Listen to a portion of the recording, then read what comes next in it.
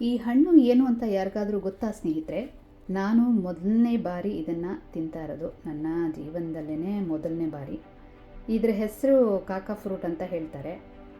ನಿಮಗೆ ಈ ಹಣ್ಣಿನ ಹೆಸರು ಗೊತ್ತಿದ್ದರೆ ನನಗೆ ತಿಳಿಸ್ಕೊಡಿ, ಕಾಮೆಂಟಲ್ಲಿ ಬರೀರಿ.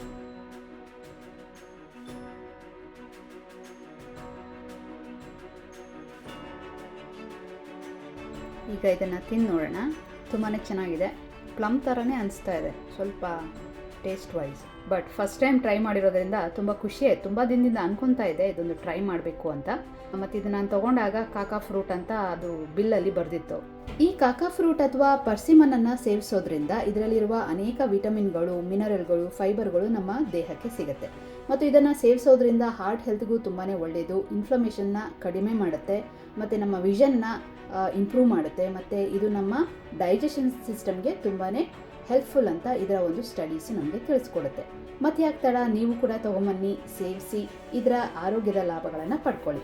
ಇಲ್ಲಿಗೆ ಇಂದಿನ ವಿಡಿಯೋನ ಮುಕ್ತಾಯಗೊಳಿಸ್ತಾ ಇದ್ದೀನಿ. ಮತ್ತೊಂದು ವಿಡಿಯೋದೊಂದಿಗೆ ಮತ್ತೆ ಸಿಗ್ತೀನಿ. ಅಲ್ಲಿಯವರೆಗೂ ಎಲ್ಲರೂ ಆರೋಗ್ಯವಾಗಿರಿ, ಖುಷಿಯಾಗಿರಿ. ನಮಸ್ಕಾರಗಳು.